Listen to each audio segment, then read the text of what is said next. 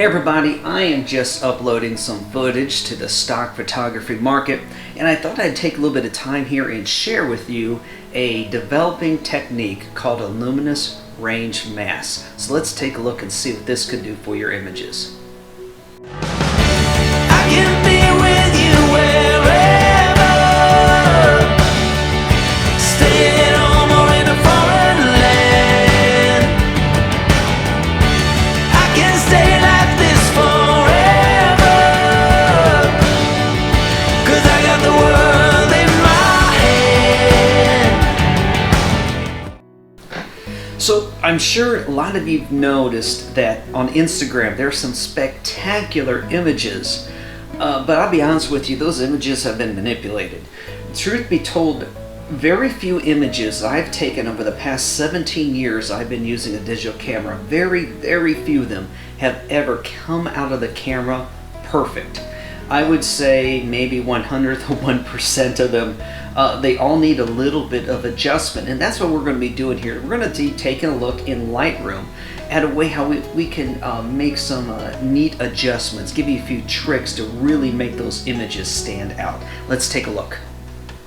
So you can see here I have an image that I've been working on, and it's a neat panorama. Got the panorama all made out, almost got my colors adjusted, but there's a few things here that are kind of bothering me about this particular image. First of all, if we take a look down here, all right, so this area down here is very dark. I need to find a way to lighten it up. And I'm also looking up here in the upper upper left-hand corner. That darkness up there is it's drawing my eye, and I need to lighten that up a little bit. So let's take a look at the way how we've traditionally done it, and that is with a gradient filter. I'm going to go ahead and draw a gradient filter on the screen, and the part that's light is going to be with what's inside the filter. Now you can see there's actually three lines here. This is feathers. Below the line is 100% my filter that I'm going to create. It's going to be in place, and then the feathers off the zero above the top line. And you can see I can angle it. Well, I'm going to try and angle this, and let's move it on down here. The problem I'm having is that this image actually has a bit of a curve to it.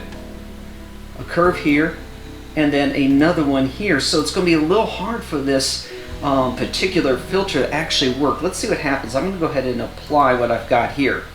And what I'm getting is, well, down here it's still very dark, and then in this area here it's kind of creating some halos. It's a little bit too light, so this isn't working for us. I'm going to go ahead and undo that. There we go. Alright, now let's go ahead and take a look at doing this using a luminous range mask. So first of all, I'm going to go ahead and draw, and somehow I've got an extra one up there. Let's try that again. I'm going to go ahead and draw a gradient filter just like I did before. Whoops. Got a little crazy there. Alright, and we're going to angle this thing so that it's focused on the ground.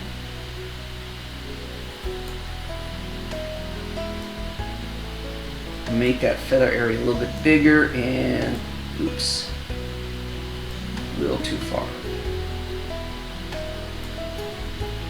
Alright, we're going to pull this down. I just want to get a good alignment here for this demonstration. Alright, and let's make the feathered area a little bit larger. Okay, there we go. Now again, we're going to fall into that same problem where we're just not going to get a good distribution of the range inside of this feathered area.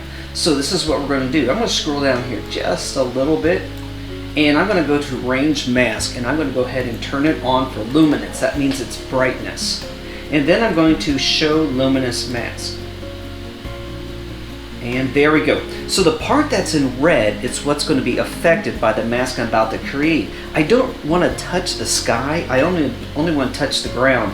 So I can see here that I'm going to be touching a lot of the sky, and in here and over here I'm going to be missing part of the ground, so that's not going to work out for us. So over here I'm going to be playing with these slider bars, And I'm going to adjust it so that I get more of my luminous range, more of the red staying on the ground and less in the air. So let's see what happens. We're going to try from this side here. When you come in from the left, you can see it affects mostly the sky. That's not what we want, so we're going to come in from the right. And what you're going to see is the brighter areas, which is the sky, is going to be less affected. And here you can even see the trees being outlined, the mountains being outlined. I'm going to go ahead and adjust this a little bit higher so I can get a little bit more of the ground over there. Okay, now we're ready to start doing some editing here. So I'm going to go ahead and uncheck Show Luminance Mask. And now everything that you see that's going to happen, the adjustments we're going to make, and that's for what's up here, is going to only be applied to the ground. So let's go ahead and take a look here and see what we can do. So I'm going to go ahead and try and draw out a little bit more of the shadow. And that helped a little bit, but not enough, so I'm going to take it back. Let's try doing the blacks. Let's see what happens there. And you'll notice it's only affecting the ground. I'm going to take it way over. Obviously, I'm not going to keep it there because that's just a little bit too much there. So let's just tone it down a little bit here. So again, I'm going to pull my shadows out a little bit, see if I can salvage a little bit more of that. And let's see, let's take up the exposure, see what that does. There, now we're really able to see the ground. I'm going to go ahead and bring the shadows back down. And again, what you should be noticing that the only thing that's getting affected by this is what was in red inside that luminous mask. Let's bring that out a little bit more. And you know what? I want to warm up the ground just a little, so I'm going to change the temperature just a little bit hotter. A little bit more. There we go. And now it's starting to reflect the color that's in the sky. I'm going to go ahead and click Done. And there we go. Now we can also do this with a circular filter. So I'm going to go ahead and take care of this area up here. Now when you do this, it generally chooses the area that's outside of the circle. So I'm going to go down here and tell it to invert. There we go. Now we're only affecting the area inside the circle. Same process. I'm going to go to my luminance mask. I'm going to show it so I make sure I'm working with what I want to work with. And I can see that right now it is focused on just that dark area there. Let's filter it down just a little more here. And I'm going to go ahead and make this a little bit larger because there are some dark areas that are reaching out. And I want to make sure that we touch those dark areas, but not the light. Make that a little bit bigger there. Okay, looks like we're good. I'm going to go ahead and uncheck Show Luminance Mask. Alright, now anything we adjust here is only going to happen to the dark areas inside that circle. So I'm going to turn up my exposure just a tad. And there we go. We've eliminated that dark spot that's drawing my eye. I think I went a little bit too far on that one. Let's bring it back a little here. There we go. Now it looks a little bit more like the colors down here.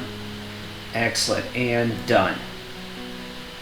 So there you go. That's how you can use a luminous range mask to help brighten up or darken certain parts of your images. Instead of using just a gradient filter which will affect everything, you can choose affect only the darker areas or affect only the lighter areas, and that's going to help you drill down those settings to where they're perfect and give you that Instagram perfect image. Hey guys, if you enjoy these tips and also enjoy travel, do me a favor, give this video a thumbs up, click that subscribe button, and I would also appreciate a comment or two about this episode, and let me know what types of tips and techniques you want me to film an episode on and show you how to do. I'm getting ready for a trip out to Washington, D.C., so I'm busy trying to catch up on a lot of my episodes. I think next episode is actually going to be at Tonto Natural Bridge Park here in Arizona, and I will tell you it was absolutely mind-blowing. So I'll catch y'all in the next episode.